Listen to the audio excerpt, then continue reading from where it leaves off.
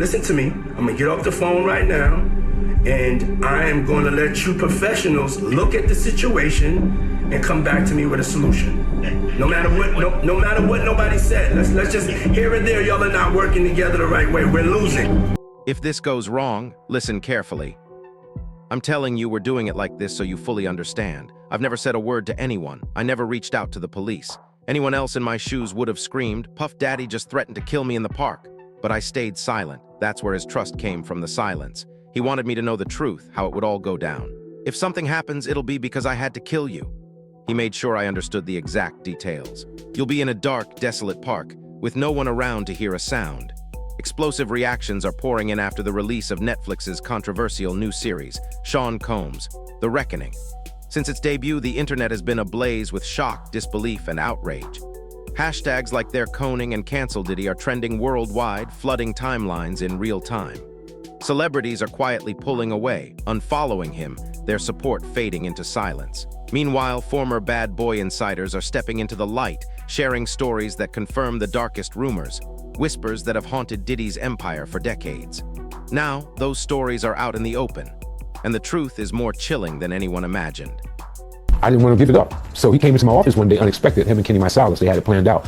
Kenny had a briefcase with all the stock certificates in it, and Diddy had the bat. Not like, "I'm going to beat the shit out of you with the bat," but he had the bat like, "Man, we got to do this. This has to happen." I didn't feel I was going to get beat down in that office, in all honesty. I got people that can jump out of the shadows in a minute. I wasn't threatened by him. Viewers expected drama, but no one could have anticipated this level of darkness. The series doesn't just rehash Diddy's success story, it dismantles his empire piece by piece, exposing the disturbing truth behind the glitz and glamour.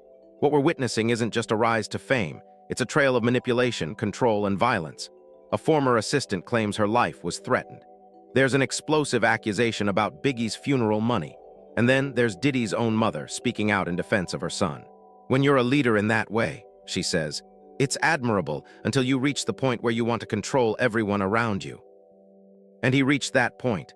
But the moment that left viewers stunned came from a woman who worked closest to him. Someone who says she looked into the mogul's eyes as he calmly said, "If something happens, I'm going to have to kill you." So what really happened? What's true, what's twisted, and what's simply too shocking to ignore? If this goes left, listen to me. I'm telling you, we're doing it like this so you truly understand.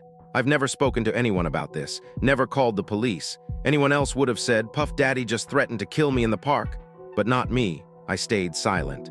Now let's break down the chaos surrounding Netflix's most talked about docuseries of the year. Sean Combs, The Reckoning. We're losing sight of the big picture, man. It's the middle of September and there's still no indictment.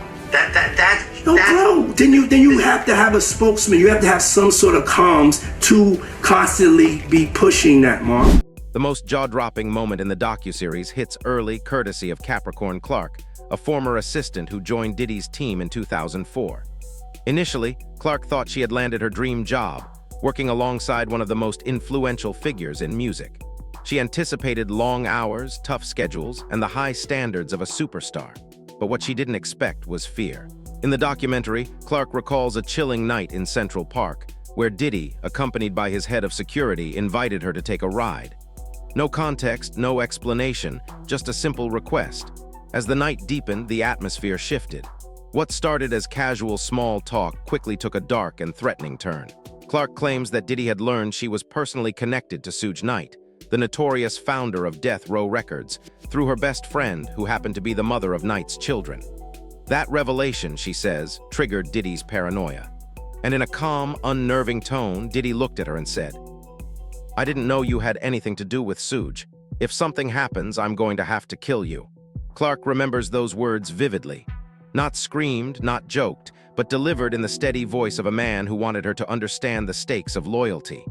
He wasn't just threatening her. He was calmly outlining how it would all go down. "You'll be in a dark park. There will be no one around if this goes left." And then Clark says with chilling precision, "I'm telling you, this is how it's going to be, so you really understand." Clark didn't report it. She didn't tell a soul. "I never called the police," she admits. Silence seemed to earn Diddy's trust. Despite the fear, she stayed, climbed the ranks, and eventually became his global brand director by 2008. Looking back, Clark describes Diddy as a master manipulator, very good at mental games. Her story isn't just a claim. It's a window into a culture of control that the docuseries claims defined life within Diddy's empire. Just when viewers thought the darkness couldn't get any deeper, another insider came forward with even more explosive revelations. Kirk Burroughs, a former executive at Bad Boy Entertainment who worked alongside Diddy during the label's golden years, stepped into the spotlight. In a raw and emotional moment, Burroughs recalled the loss of Biggie Smalls, the legendary rapper whose death shook the hip-hop world in 1997. "I'd feel his loss. I miss him so much," Burroughs said. But it wasn't just the loss that lingered. It was what came next. According to Burroughs, when Biggie's funeral was planned, Diddy wanted it to be the grandest send-off New York had ever seen, a televised spectacle worthy of a hip-hop icon. But as the cost of such an extravagant event began to rise, Burroughs claims that Diddy allegedly said the bill should be paid out of Biggie's estate. "We're going to do the biggest funeral for Biggie that New York has ever seen, but Biggie is going to have to pay for it." Fans were stunned. The internet exploded with reactions. Some defended Diddy, praising him as a businessman. Others accused him of exploiting tragedy for his image. The claim painted a picture of a man obsessed with optics, someone desperate to appear as the grieving brother of hip-hop while quietly shifting the financial burden behind the scenes. But then Wayne Barrow, who helped manage Biggie's estate alongside his mother, Valletta Wallace, came forward to dispute the story.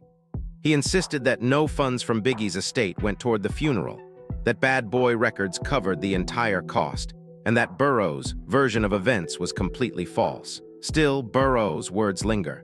If true, they would add yet another layer of manipulation to Diddy's already controversial image. And this, as it turns out, is just the beginning of the revelations. There's this allegation from the documentary that Diddy used Biggie's record label deal, or his own money. The docuseries didn't just delve into Diddy's business dealings. It went straight to the heart of his family. One of the most shocking and emotionally charged moments in the reckoning comes from another explosive claim made by Kirk Burroughs. This time, it involves Diddy's own mother, Janice Combs. Burroughs alleges that back in 1991, shortly after the infamous City College stampede, a tragic charity event organized by a young Diddy that ended in 9 deaths, an argument between mother and son took a violent turn. Burroughs claims that Diddy, still distraught and furious over the tragedy, slapped his mother during an emotional confrontation at a hotel. The accusation sent shockwaves through the documentary, instantly becoming one of the most controversial and heartbreaking moments of the entire series. But this the same guy that Kirk Burroughs once told me he slapped his mother. And I told everybody, had I known he slapped his mother after I told Kirk Burroughs, Kirk told me after I straightened his out for cussing his mama out. But Janice Combs, now 83, didn't stay silent. She fought back, releasing a powerful statement through Deadline, calling the claim inaccurate and patently false. In her statement, she accused the documentary of misrepresenting her son's upbringing and family life, and took aim at the producers, especially 50 Cent, for attempting to mislead viewers and further tarnish their reputation. For him to use this tragedy and incorporate fake narratives to further his past failed and current attempts to claim what was never his, Bad Boy Records, is wrong, outrageous, and beyond offensive. Janice didn't hold back. Her defense of her son only fueled the online firestorm. Was she simply protecting her child from media distortion? Or was this part of a decades-long pattern of denial regarding his alleged behavior? The question hung in the air, amplifying the debate.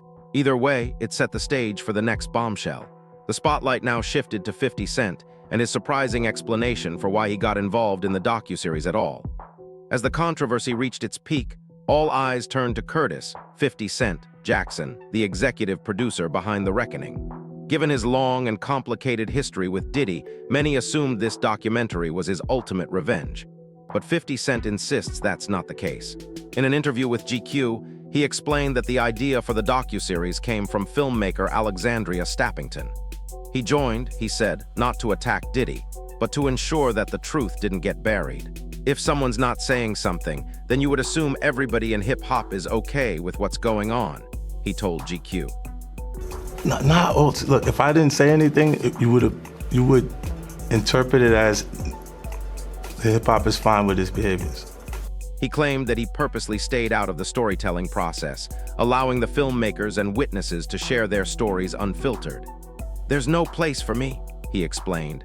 "That's why you don't feel anybody's energy when watching." Despite his insistence, Diddy's legal team wasn't buying it.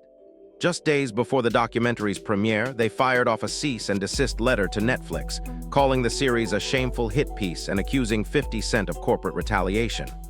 The feud between the two men, once bitter hip-hop rivals, had now escalated into a courtroom battle, further fueling the fire. As the dust settled from these first 5 shocking revelations, the internet dug deeper, hungry for more. The next wave of allegations involving Diddy's family, his past relationships, and explosive rumors about his children might be the most damaging yet. As the docuseries dominated social media, and every major gossip site exploded with speculation, one of the most personal and painful rumors yet began to spread. Gene Deal, a former bad boy bodyguard who has been vocal about Diddy for years, started circulating an outrageous claim online. According to Deal, Justin Combs, Diddy's eldest son with fashion stylist Missy Hilton, might not actually be Diddy's biological child.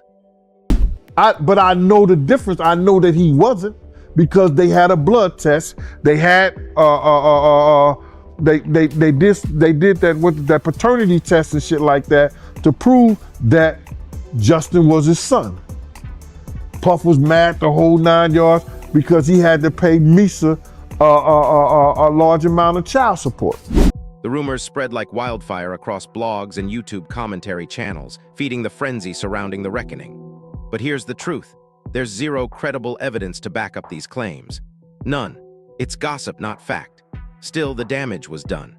As the whispers grew louder, Missy Hilton, known for her elegance, professionalism, and long-standing silence amid the chaos of the industry, finally broke her silence with a deeply emotional Instagram post. Her words were raw. "Anyone who knows I'm a private person, and it pains me that I even have to post this. The harassment my son and I have been dealing with because of things implied by Gene Deal and stated in a recent documentary has been heartbreaking. The truth is, the public is being misled about me and my child." She continued, calling out the cruelty of dragging her son into something so ugly. "We've been dragged into something we never asked for, a cruel game built on rumors and agendas. The saddest part is that this only hurts me and my son. We've been treated as casualties of war." The post, which was later deleted, struck a chord online. Fans flooded her comments with support, while others criticized how quickly social media accepted the gossip as truth. A person close to Missy reportedly told Media Takeout, "She's hurt, she's been through enough. Bringing her children into this is beyond disrespectful." Meanwhile, Justin Combs, usually active on social media, stayed silent, continuing to live quietly as the chaos swirled around him. But just as that rumor began to die down, another narrative started to catch fire. One about Diddy's late father and how the myths surrounding his past were suddenly being rewritten. For years, Diddy's public story included one shadowy figure, his late father, Melvin Combs. Many documentaries, interviews, and internet theories had painted Melvin as a Harlem drug lord connected to the infamous kingpin Frank Lucas. It became part of the Diddy origin story, a tale of street roots, survival, and hustle. Pretty Melvin was said to have been a successful drug dealer in Harlem who ran a cab company to distribute narcotics throughout the city. But now, journalist Aaliyah S. King, a veteran writer who once investigated Melvin's life for Vibe magazine, is setting the record straight. And what she's saying completely flips the narrative. In a viral Facebook post, King revealed that the popular image of Melvin Combs as a major heroin trafficker is nothing more than myth. Her 2010 investigation, which included interviews with over 30 people, from street figures to family members, found that Melvin was not a crime boss, but a stylish Harlem hairdresser known for his fashion, charisma, and nightlife. According to King, while Melvin occasionally sold small amounts of drugs to fund his flashy lifestyle, he never operated anywhere near the level people now claim. Police records back this up, painting him as a low-level hustler, not a kingpin. Even Frank Lucas himself reportedly laughed off the idea, telling King, "Melvin working for me?" dismissing it as ridiculous. King's frustration was clear in her post. "I've seen comments about his dad being a big-name drug dealer working under Frank Lucas. Seeing this misinformation is driving me nuts. Guys, you've got this Melvin Combs story all wrong." What's even stranger, King says her Vibe article titled "The Death of Diddy's Daddy" has mysteriously disappeared from the internet. Searches returned 0 results, almost as if the story was wiped. Now, with the reckoning reigniting talk about Diddy's family history, King felt compelled to speak again. I just want to wave my hand from the back of the classroom and say, guys, y'all got this Melvin Combs story all wrong. Whether this is coincidence or an attempt to reshape the narrative, fans can't stop asking the same question. If even his father's legacy is misunderstood, how much of Diddy's own myth has been manufactured? But whether the details are true or disputed, one thing is clear: Diddy's empire is unraveling. As Sean Combs, The Reckoning continues to dominate Netflix's top 10. The fallout across the entertainment world is massive. Within hours of its release, hashtags like The Reckoning, Diddy Exposed, and Cancel Diddy began trending globally. Viewers described the series as disturbing, heartbreaking, and career-ending. The online reaction has been intense and divided. Some fans call it a long overdue reckoning for a man, they say, abused his power for decades. The abuse of power. You know what I'm saying? That's really what he's guilty of. The abuse of power and the things he did while abusing that power. Others argue it's a media takedown, built on stories too murky to prove. Industry insiders, however, aren't staying quiet. Several producers and former collaborators have reportedly unfollowed Diddy on social media, a silent but unmistakable move in the entertainment world. Some artists have even hinted they won't be working with him again, with one anonymous producer telling Rolling Stone, "There's no coming back from this. People are terrified of being tied to him now." Meanwhile, think pieces and YouTube breakdowns are dissecting every frame of The Reckoning. Was Diddy a visionary genius who built an empire from nothing? Or a master manipulator who used charm and fear in equal measure? As one viral tweet put it, "The saddest part is realizing how many people stayed silent. Not because they didn't know, but because they were too scared to lose their place in his world." And yet through all of this, the chaos, the headlines, the legal fallout, Sean Diddy Combs himself has remained completely silent. No statements, no interviews, no apologies. And through it all, his silence speaks volumes. For decades, Diddy represented the pinnacle of power, polish, and perfection. From chart-topping records to billion-dollar business moves, he built a legacy that defined an era of hip-hop. But The Reckoning has cracked that image wide open, revealing a darker, more complicated truth that fans can no longer ignore. Behind the music, behind the money, and behind the myth lies a portrait of a man accused of manipulation, fear, and control. Whether those claims are proven in court or debated online, one thing is undeniable: Diddy's legacy will never be the same again. The docuseries doesn't just ask who Diddy was. It forces viewers to ask who he really is and how much of his empire was built on the pain of others. As the credits roll, one line seems to echo through the chaos: every empire built on secrets eventually faces its reckoning. And for Sean Combs, that reckoning has just begun. What do you think? Is this a long overdue moment of accountability or just another Hollywood hit piece? Let's talk about it in the comments. If you enjoyed this breakdown, don't forget to like this video to support the channel. Subscribe to Holly High TV for the latest updates and turn on notifications so you never miss an upload.